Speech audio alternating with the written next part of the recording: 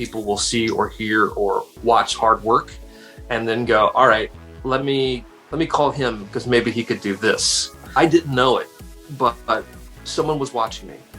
Someone was watching me work hard. Someone was hearing me and I didn't know it. Later, they remembered something about what it was I was doing, the hard work I was putting in, what they heard coming out of the speakers they thought was pretty good, or what they saw that I was doing on TV and thinking, okay, this guy, maybe I could use for something else. The goal of the Best You podcast is to allow you to feel confident about what you need to do, why you need to do it, and how to do it in order to get closer and closer to your best you.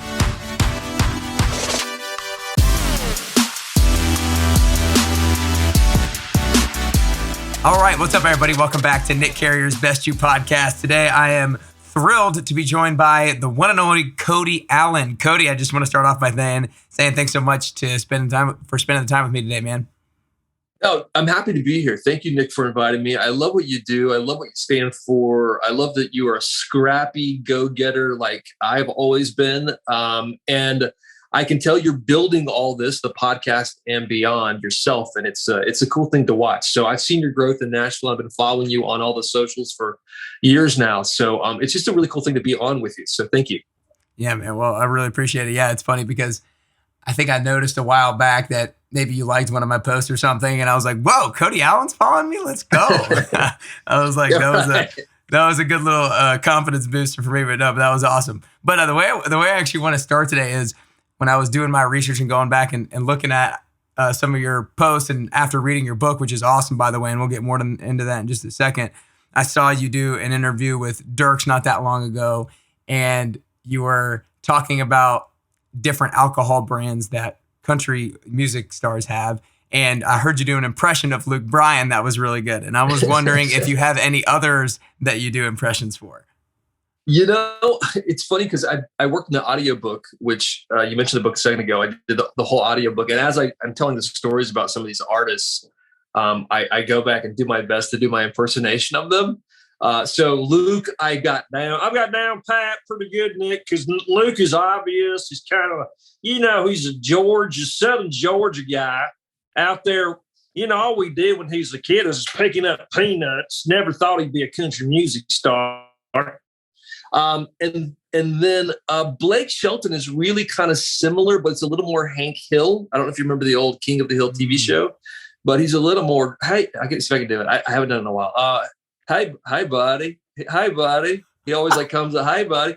And then he's like, he told me one time, he's like, it's like he hated Converse shoes so much. He doesn't like the Chuck Taylor Converse, I'm talking about. Mm-hmm. So every time he would come into the studio, I'd always wear them just to kind of start a talking point.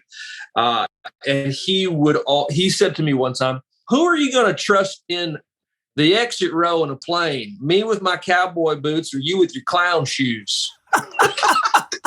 So, let's see who else I do a little Justin Moore, although Justin's a little bit kind of like Blake. He's got a little bit of a twang. He called me one time and said, man, I don't know if you're being serious with these questions or just being stupid. and then Reba, there's always Reba. Want a picture? I got stories to tell. And who else is really a little bit of Kenny Chesney, but you have to hold your nose to do it. Don't tell Kenny I did this, but it's kind of like this a little bit. Cheap chains and a tattoo and a yoo-hoo rolling on the floorboard. So yeah, that's just a few. That's a smattering. I'm not very good with any of them except maybe the Luke, and that one I've done in front of him, and he giggles like a girl every time I do it. So I love it. No, I love it, man. I love you're such an entertainer, and you just have a way about you that put a smiles on everybody's faces who hears you and sees you. And one of the biggest things and the biggest message about your book is the importance of listening. And it's called Here's the Thing, HEAR. Here's the thing. Listening is the thing that's really important. And I just told you before we started recording that the podcast has been my best training ground in practicing my listening skills. And essentially the way I kind of think about my mindset going into a conversation with somebody is not how can I ask the best question? How can I make sure that it's the best interview? Is when I'm listening to them speak, is I want to make sure that I can basically regurgitate back to them what they said. That's kind of like my mindset going into when somebody's speaking to me. So that's a little bit of my mindset. What are you thinking about when somebody else is speaking to you? Yeah, it is kind of like an interesting skill, isn't it? To sort of figure out how to listen to somebody while at the same time hosting a show like you do, and then figuring out what to say next, because you've got to have the next question ready. And so I talk about in the book how one of my secrets is always to be really prepared, like to go into an interview with kind of an idea of where I want to go with it, what things I want to ask, but not to be so scripted that I have to go point by point, question by question. So for me, it takes listening to what the person said and then, asking an intelligent follow up or keying in on something that they say that sort of stands out from everything else that maybe I could, because I'm a curious person, delve into and maybe get some stuff that I wasn't expecting or that the audience wasn't expecting or that the artist wasn't expecting. But it all comes down to just like making them comfortable, making everybody feel like they could speak. I'm not being too serious. None of my interviews, I'm lucky that I don't have to be like a hard-hitting journalist. I can kind of go for a lot of the artistry, a lot about the music, and then about life. And if I hit kind of those points, I'm usually gold. Sometimes we get serious, but it's very rare. I do like to talk seriously about stuff from time to time because I think it strikes an emotion. But I guess to answer your question, it really goes back to just being sensitive, open, showing empathy when you hear something someone says, kind of identifying and making a human connection with them. It's just so important whenever you're really trying to pull off a great interview and to listen well. Yeah, no doubt. I like what you said in regards to kind of like trying to pick out one of the things that stands out amongst everything else that they're saying and honing in on that, because that's what's going to bring out something that maybe they haven't said before, or that's going to be what's most entertaining for the viewers for sure. One of the things now I want to talk about serious about something here real quickly, and because I think it's a struggle that a lot of people are having nowadays with regards to figuring out what their calling is or figuring out what their path is. And you were fortunate enough, as like you made the post today, the picture of your 17-year-old self, about how you were so lucky, and you talk about it in the book, how you were so lucky to kind of feel like you knew what your calling was or what you knew you wanted to do long term very early on. And one of my favorite quotes from your entire book that I have written down was, when you have the courage not to play anyone else's game but your own, you will excel. So I guess kind of what I want to ask out of this is, how can we listen to ourselves enough to figure out what our game is and make sure that we're not playing somebody else's? Ooh, big question. Big question. I think that delving deep inside our hearts sometimes to figure out what our passion is drives us to that answer, and drives us to know what our purpose, career and otherwise, is. And that's a really hard thing for a lot of people to do. But I think it goes back to what you love to do when you just have extra time on your hands. And for me as a kid, when I had extra time, I loved to hear music. I loved to hear radio. I wanted to go back and hear the stories about the songs that I heard on the radio. I want to hear the artists, where they came from, what their life was. Are they married? Are they not married?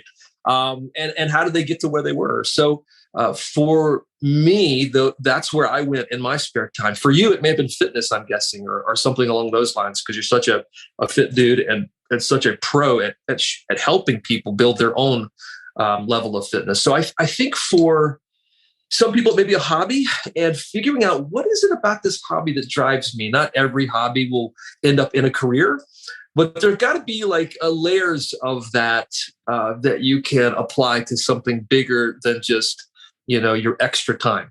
And it's tough, I think, for a lot of people. I think there's some people, and it's unfortunate, to go to work every day in a cubicle and like just show up 9 to 5. And just make the most of what they have just to get a paycheck. And for them and for many people, I think if that's your choice and you're happy there, great. But I think for some people like me, I'm built a little differently. I can't do that. I got to have something that drives me every morning to get out of the bed, to put one foot in front of the other, to get me excited about getting to work. And fortunately for me, I have a job where it does all those things and every day is different. I really need that personally, as just the way I'm built. I need that daily challenge. And so for me, those are the things that drive me each and every morning. But I don't know. I think that's probably how I would answer that question. I know it's a tough one. No, I think that it is obviously a really big question, but I think one of the things that resonated to me was when you talked about, think about what your hobbies are. And then there's layers to that. There's layers to asking yourself, why does that hobby fire me up? Why does that give me passion? Why does that energize me? Because it's not always going to be that hobby that you can make into a profession. And the reason that I thought about that, or why it resonated with me, is because when I was in high school, I remember always people when asking me, like, what are you going to study in college? And I'm like, I don't know. I like sports, but I don't know what I'm going to do outside of that. And I hadn't thought about it this way until you just said it, with regards to there's layers of the hobby, or there's layers of what you're passionate about. And I think one of the things is one of the reasons why I loved sports so much is because I loved the training aspect of the sports, the working out with a group of people. Like I love getting in a room and getting after it with a group of people and working hard. And I think that's that overall interest and that overall passion of mine translated really well when I found myself in group fitness. And I was like, whoa, this gives me the same energy and the same passion that I had with sports in high school. Yeah, that sounds about right. I think that I think there's a lot of guys and gals like you who love sports at some level. Again, it's like, how does that apply to something bigger? And I think, for some, it's coaching sports, or to play on a professional level.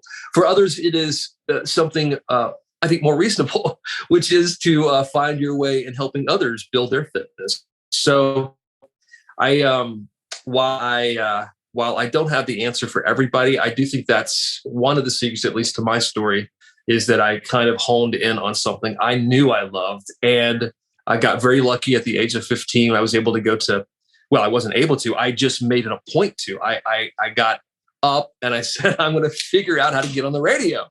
I could finally drive my mom and dad's old, rundown 1981 Toyota Corolla, rust-colored, with the ceiling falling down because all the staples were coming out and the plastic in the seats was peeling up. I didn't care, because when you're 15, you just want to ride. You want a set of wheels. And so I had the chance, because I had a car, to actually go to work at a job. And so I thought to myself, what do I want that job to be? I wonder if I could work at the radio station. So I called the local station. I talked to the GM, the general manager, who also was the owner. He did the morning show. I mean, he was a jack of all trades. And I said, hey, can I come in and talk about radio? I want to be on radio one day. And he said, sure. So I got very lucky. I worked for like a summer at a radio station just to get my foot in the door. And that's sometimes what it takes.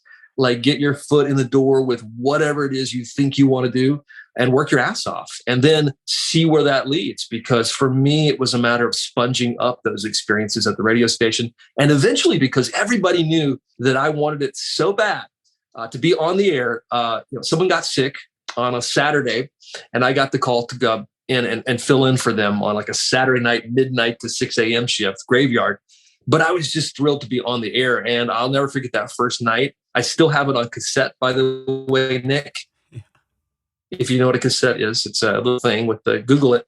But nonetheless, there was just so much to be said about, hey, get your foot in the door, work hard, and then see where it leads, see what connections are made, and see what other people you meet who maybe have a story that helps you get to where you want to be. Yeah. I got to tell you, Cody, that there's a lot of amazing things that I love about your story, but that's one of my favorite things that you did at 15 years old is you made the first step. And a couple times in your recounting of the story, you said, I got really lucky. And, maybe at the end of the day, you were lucky that maybe the guy was in a good mood and said yes, but like you were not lucky in the sense that you took the action.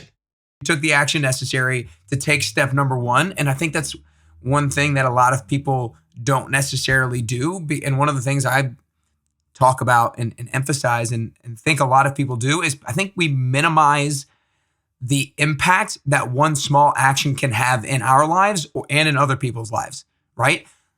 You could have so easily been sitting there at 15 years old being like, what's this phone call going to do? It's not going to do anything. The likelihood that he says yes is low. Even if he does says yes, what is this going to turn into?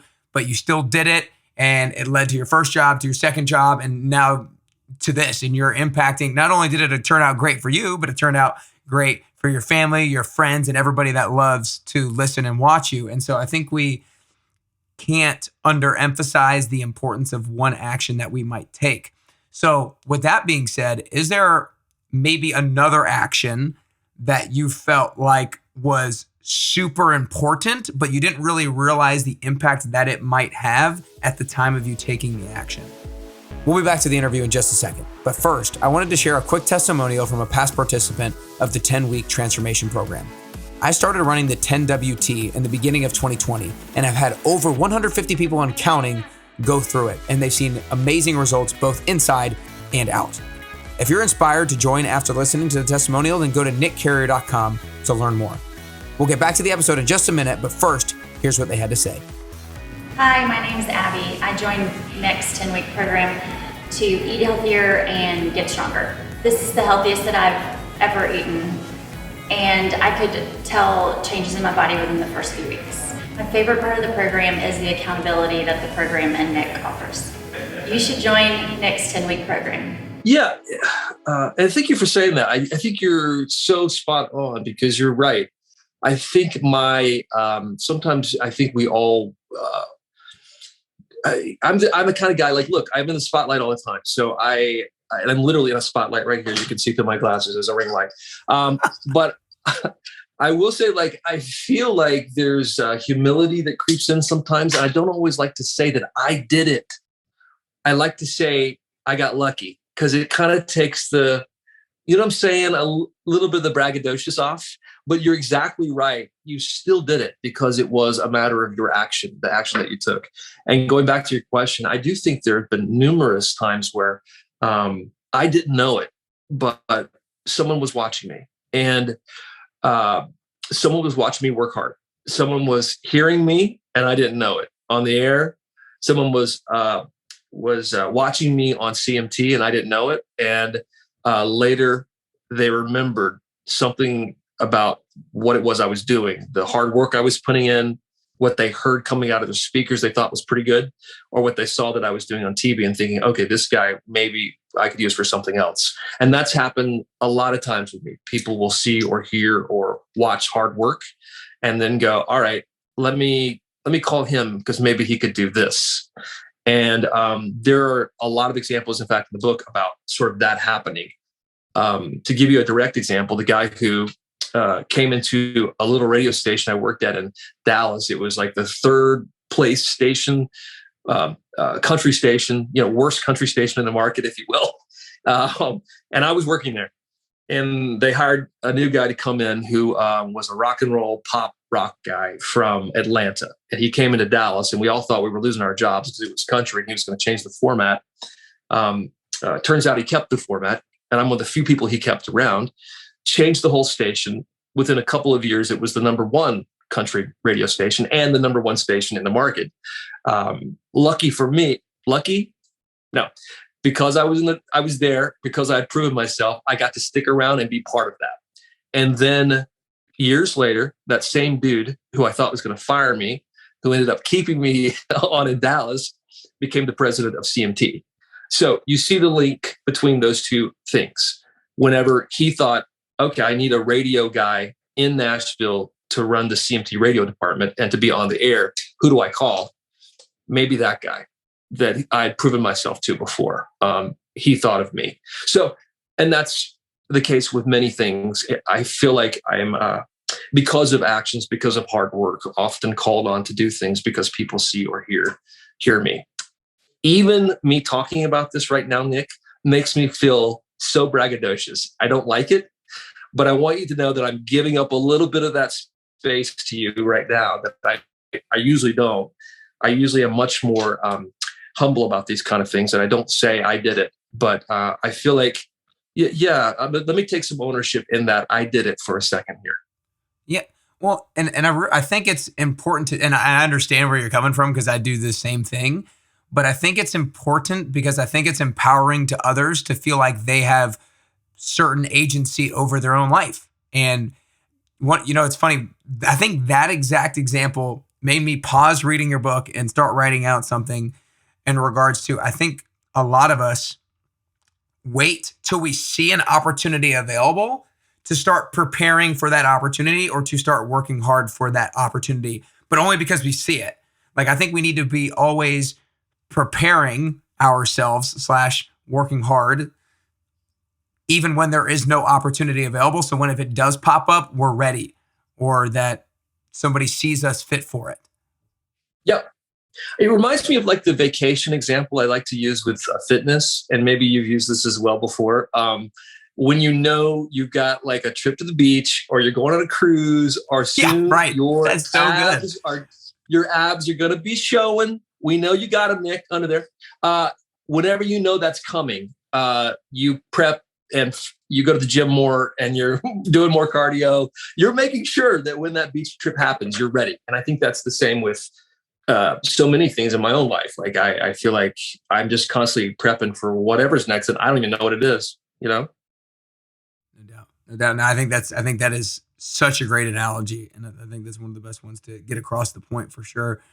I kind of want to transition into a little bit of family life, because that's obviously such a big component of you and your story and everything in the book as well. What's maybe one of the biggest lessons that you've learned about yourself after, like, kind of when you had kids early on? Well, you learn that you, as a father, and every parent can probably relate to this. First of all, parenting is more, it's more work than you can imagine. You can't imagine the level of work that it is, but at the same time, you also can't imagine the level of fun and satisfaction that it is. Like, it's beyond anything describable. So I learned really early on with my own kids that the things that the emotions and experiences I had before I had them, I didn't know they would play such a part, but they definitely played a part in how I dealt with, kids, especially as they get older, when they have questions and you're trying to teach them. And, I talk about in the book sort of going on a religious mission at one point, and for a couple of years, and trying to figure out, if that was for me, because I was really seeking out God and like wanting to do what I thought He wanted me to do. And so when you have that sort of experience, you learn a lot about yourself. I learned, first of all, how to talk to other people and let other people in on things that were of the soul. I also learned how to build trust with other people, to build a conversation, how to get it going. And so those are skills, obviously, that help me today. But I also learned something about universal love and acceptance. And, there was one point on this missionary experience, as I described in the book, that I really wanted to go home. And it was one of those things, there's like a 2-year commitment. And you can certainly go home anytime you want, but I didn't know what to do. And I reached out to a guy who was called my mission president. And this guy came in and he gave me a chat and was like, "Hey, what can I do to help you?" And I'm like, "I'm really struggling. I'm thinking about leaving this mission idea.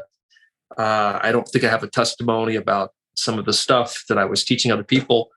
And he said to me then, he said, "Hey, do what you need to do, and know that no matter what you choose, I'm cool with it. I love you. We'll miss you, but you need to make that decision." And I thought that was really powerful at the time. It really stuck with me, and it put the burden no burden. It put the decision on me, the choice on me. And then I was able to sort of see a little better what I really wanted. And I really wanted to stay. And I ended up staying through that mission experience. But that was a powerful sort of unconditional love moment that I taught my kids later. Every time they brought me a problem, I was always like, "Hey, I'll help you.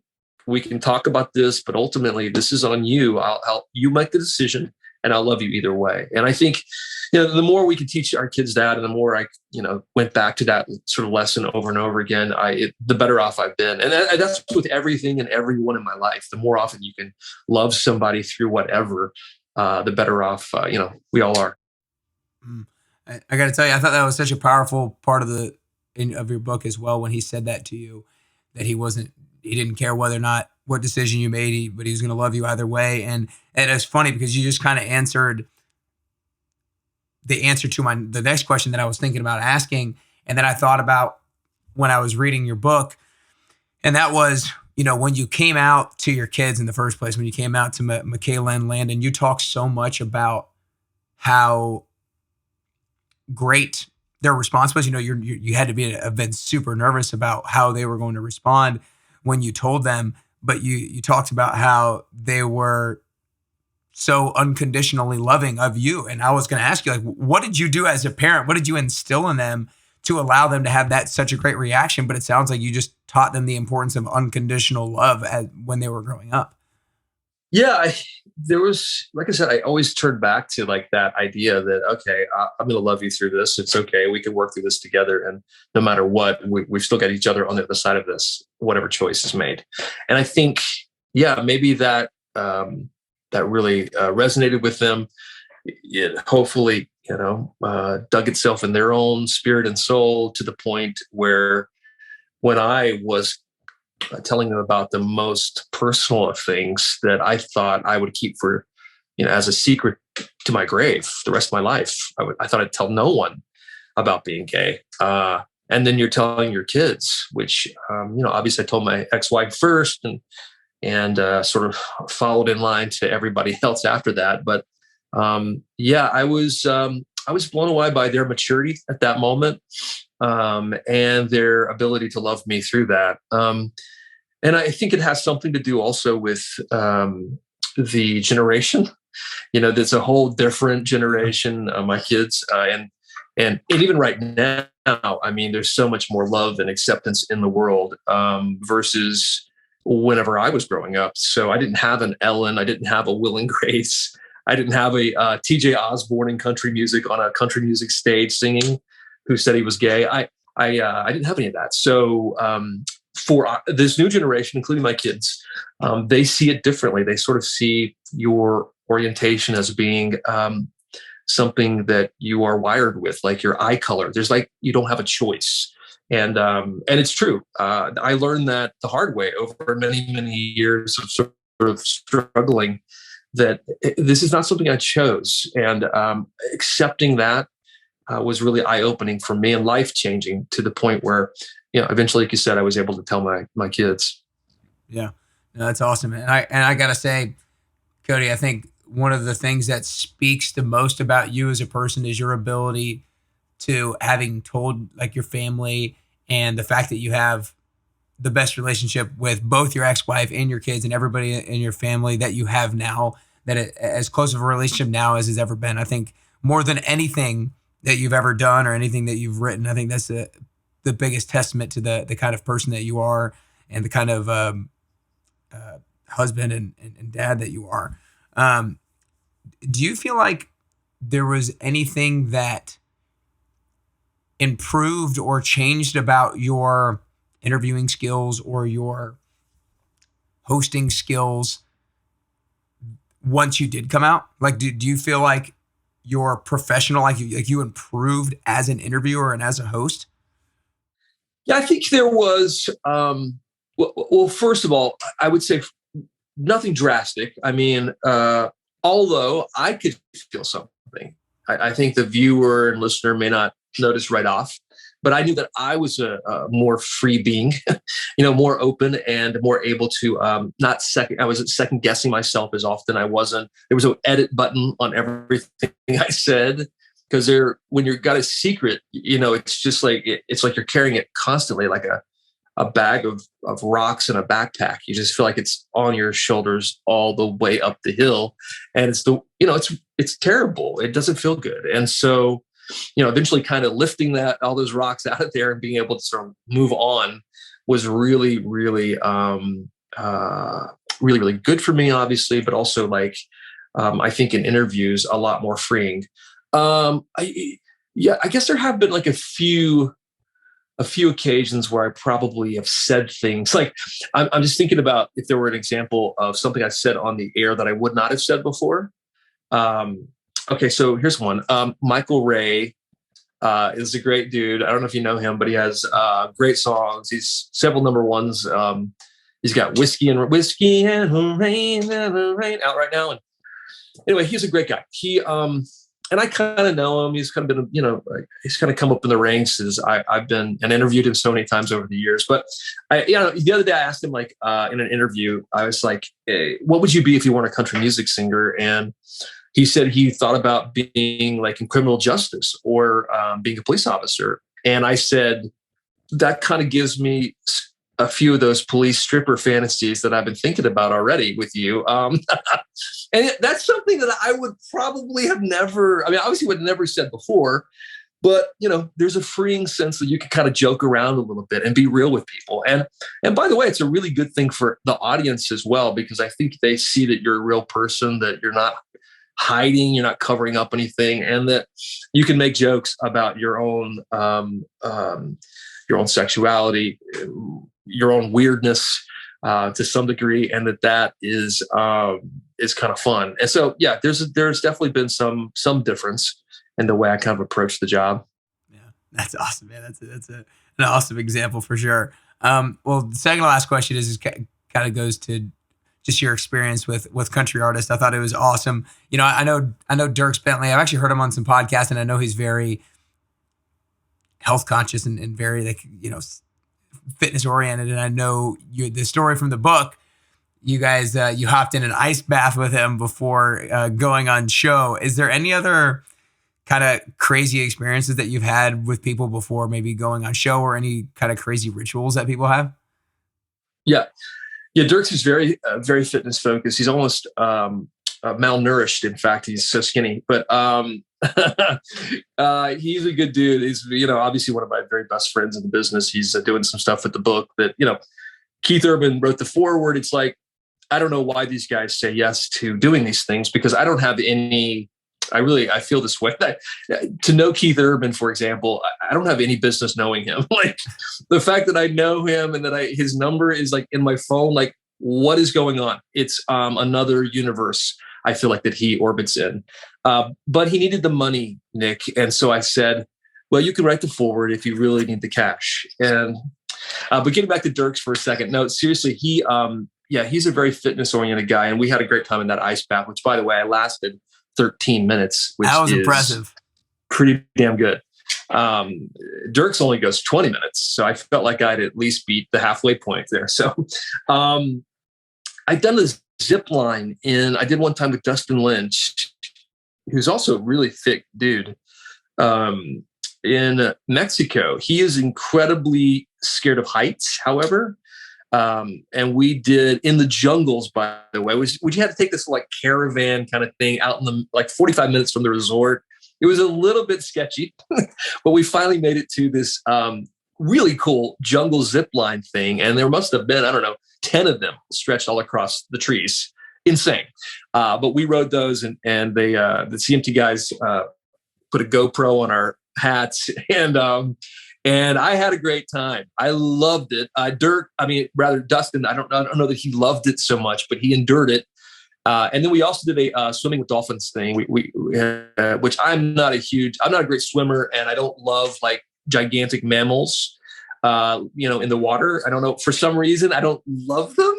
I know it's weird because they're like the golden retrievers of the ocean, I hear.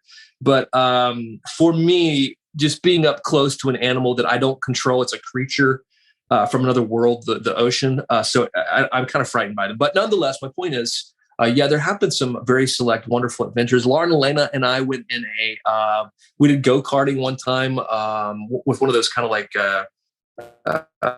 almost looks like a moon vehicle of some kind. So we did that.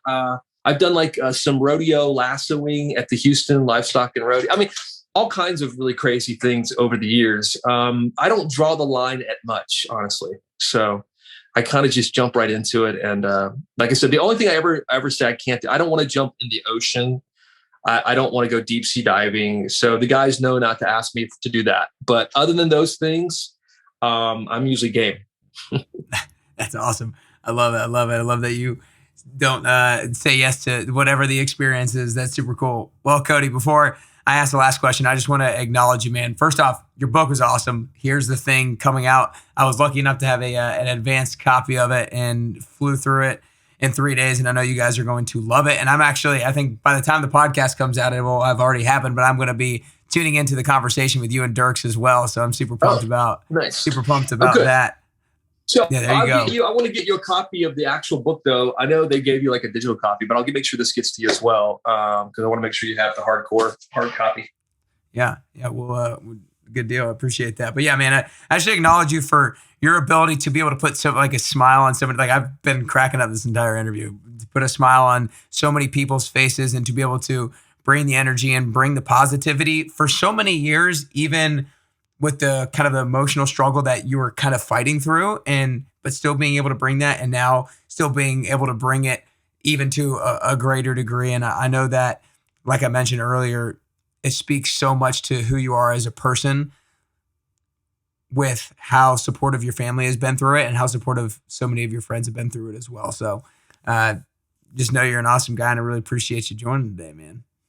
Back at you. I can't wait to meet you in person. So I need to come take a class of yours. So I know you do some personal training as well. So maybe we hit it up sometime.